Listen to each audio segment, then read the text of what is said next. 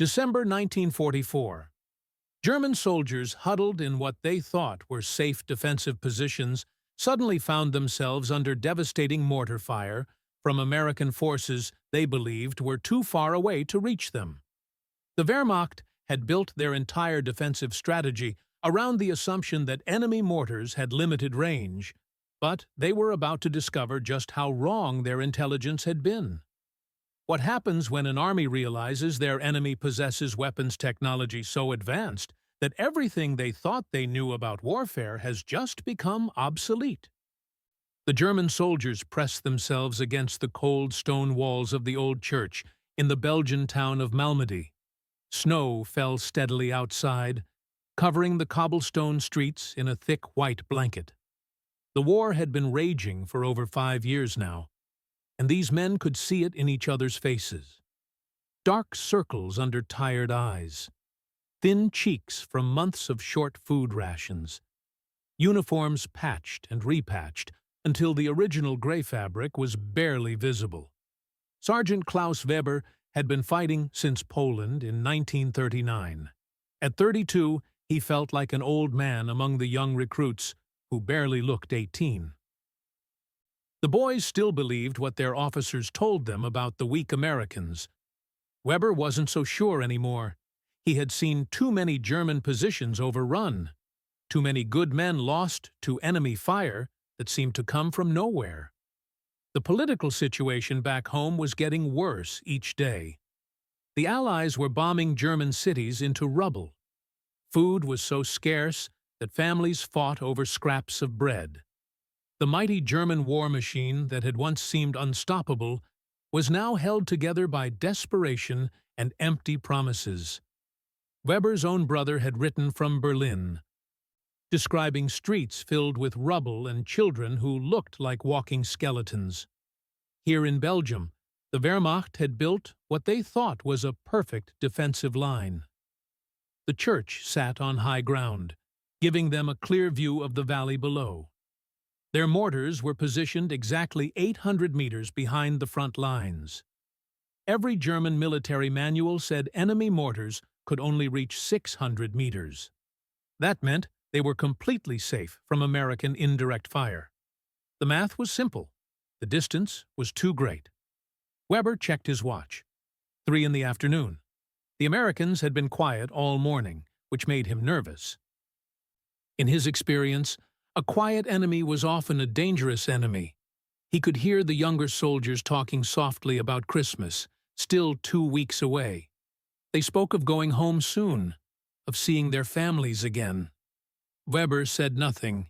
He had learned not to make promises the war might not let him keep. The technology they carried was the same equipment Germany had used for years. Standard mortars with proven range limits. Reliable but old. Their communication radios crackled with static, making it hard to hear orders from command. The Americans probably had better equipment, but how much better could it be? Private Hans Müller, barely 19, peered through a crack in the stone wall. The valley stretched out below them, empty except for bare trees and snow. Everything looked peaceful, normal, safe. Then Muller saw something that made his blood freeze. Far across the valley, much farther than any mortar should be able to shoot, he spotted movement among the trees. The first mortar shell screamed overhead like a demon from hell. Weber threw himself to the ground as the explosion shook the church walls, sending chunks of stone crashing down around them.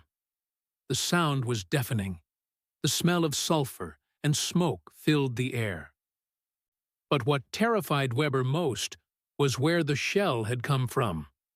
He grabbed his field glasses and focused on the distant tree line. 1,000 meters away. Maybe more. That was impossible. German mortars could barely reach 800 meters on their best day. American mortars were supposed to be the same. Every intelligence report said so. Every manual confirmed it. Yet shells kept falling around them with deadly accuracy. Private Müller crawled over to Weber, his face white with fear. Blood trickled from a cut on his forehead where flying stone had hit him. The boy's hands shook as he tried to reload his rifle. Weber had seen that look before. It was the moment when a soldier realized everything he had been told was a lie. Another barrage came screaming in. This time, 3 shells at once.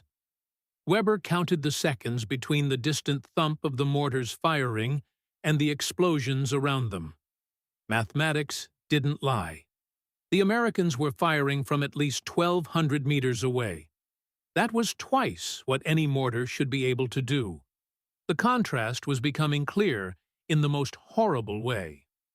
While German forces had been using the same equipment for years, carefully rationing every shell, the Americans seemed to have endless supplies. Shell after shell rained down on their positions. Weber could hear the steady thump, thump, thump of American mortars firing in the distance. They never seemed to run out of ammunition. Young Friedrich, the radio operator, was trying desperately to call for help. His voice cracked with panic as he spoke into the radio. "Command, we need immediate support. Enemy mortars firing from impossible range. Repeat, impossible range." The static-filled response from headquarters was always the same. Impossible. American mortars cannot reach your position.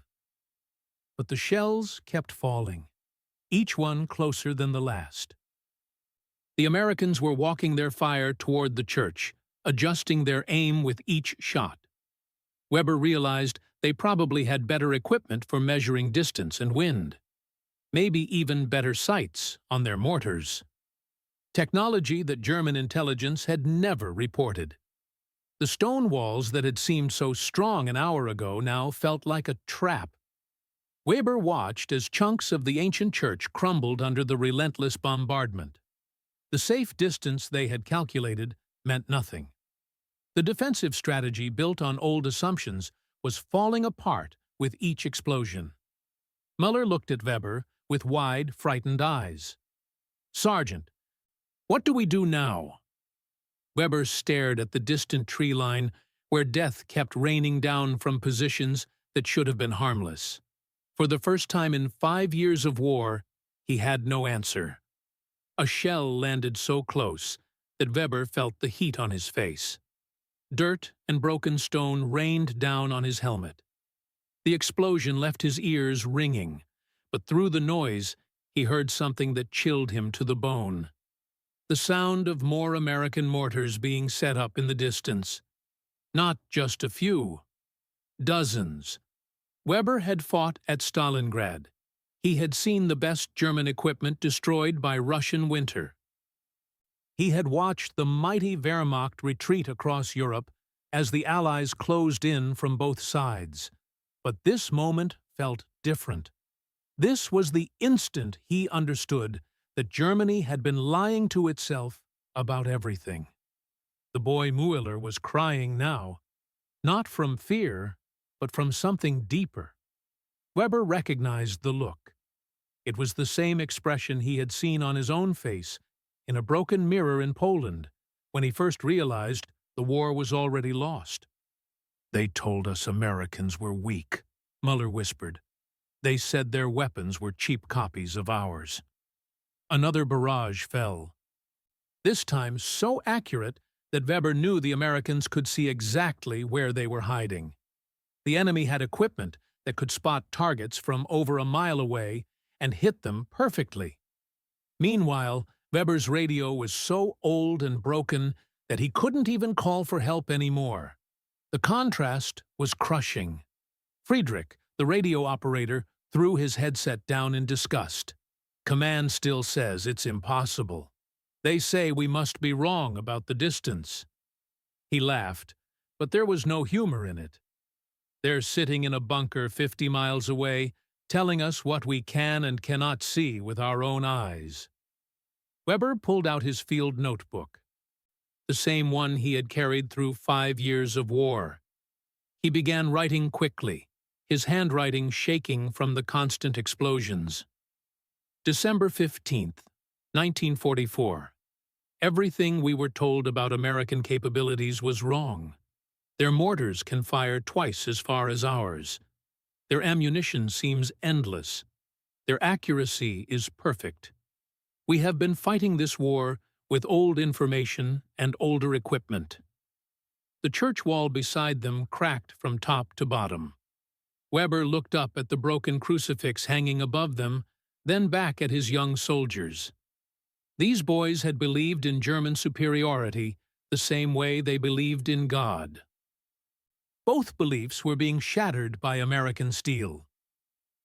"What does this mean, Sergeant?" Muller asked. "If they lied about the mortars, what else did they lie about?" Weber closed his notebook and looked out at the valley where death kept falling from impossible distances. In that moment, he understood that this was bigger than mortars or tactics, or even this battle. This was the moment when the myth of German technological superiority died forever. The Americans weren't just winning the war. They had been ahead all along. The American mortars fell silent at sunset. Weber and the 3 surviving soldiers crawled out of the ruined church like ghosts emerging from a grave. The ancient building that had stood for 600 years was now just broken stones and dust. They had held their position for exactly 4 hours against an enemy they never saw. Weber looked back one last time at the distant tree line where the impossible had become reality. His field notebook, now covered in stone dust and blood, contained measurements that would change everything he thought he knew about warfare. The Americans had fired from positions over 1,500 meters away. German doctrine said it couldn't be done. German intelligence said the enemy didn't have such weapons. Both had been deadly wrong. The retreat took 3 days through frozen forests and bombed-out villages. Weber said little during the march. Mueller, his face aged beyond his 19 years, walked beside him in silence. The boy's eyes held a knowledge that no amount of propaganda could ever erase again. They had seen the future of war, and Germany wasn't part of it. Along the way, they passed other German units in full retreat. Weber shared what he had learned about American mortar range with other sergeants around campfires. Most didn't believe him at first. "Impossible," they said, the same word command had used. But as more reports came in from other fronts, the truth became undeniable. The Americans had technology that German intelligence had never even imagined. Weber met an artillery officer who had been fighting in France. "They have something called radar," the officer whispered. "They can see our guns from miles away and hit them perfectly. Our counter-battery fire is useless because we're shooting blind while they can see everything." The pattern was the same everywhere. German forces equipped with yesterday's tools facing an enemy from tomorrow. 6 months later, the war was over. Weber found himself in a prisoner camp in France, then finally on a train back to what was left of Germany. As the locomotive crossed the border, he pressed his face to the window and saw a landscape of rubble and ruin. Cities flattened, bridges destroyed, factories reduced to twisted metal.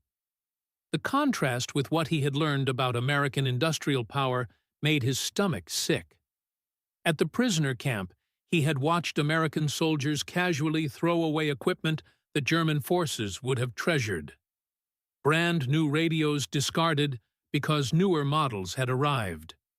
Mortars abandoned simply because they were last year's design. The waste was staggering, but it revealed something more frightening. The Americans had so much industrial capacity that they could afford to throw away weapons that Germany couldn't even build. His hometown of Bremen was barely recognizable. The house where he had grown up was gone, replaced by a pile of bricks with weeds growing through them. His mother, thin as a skeleton, wept when she saw him at the door. "Klaus," she whispered, "what happened to us? How did we lose everything?" Weber pulled out his old field notebook that night and read his notes by candlelight. The measurements were still there. The truth written in his own shaking handwriting. He thought about Mueller and Friedrich and all the young men who had died believing lies about German superiority. He thought about the American mortars that could fire farther than anyone thought possible. His mother brought him watery soup and black bread, the best food she had seen in months.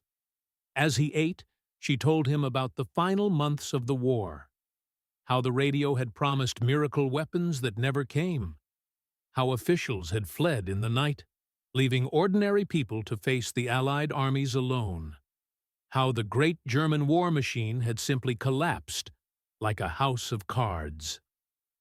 Weber began working in a factory that made farm tools from melted-down tank parts. Every day, he saw the reality of German defeat. Meanwhile, newspapers showed pictures of American cities untouched by war. Factories producing cars instead of weapons. Children who looked healthy and well-fed. The contrast was overwhelming. Years passed. Weber became a teacher in the new Germany. When his students asked about the war, he would tell them about December 15, 1944, about the moment he learned that believing your own propaganda could be the most dangerous mistake of all. "We thought we knew our enemy's capabilities," he would say, "but we only knew what we wanted to believe." He would show them his notebook, now yellow with age. This is what happens when a nation lies to itself about reality, when leaders tell people what they want to hear instead of what they need to know. We lost the war before it started because we never understood who we were really fighting. The notebook sat on his desk, a reminder that the most important battles aren't always won by the strongest army, but by the one that sees reality most clearly. In the end, that was what the Americans had taught him from 1,500 meters away. The truth, delivered with deadly accuracy.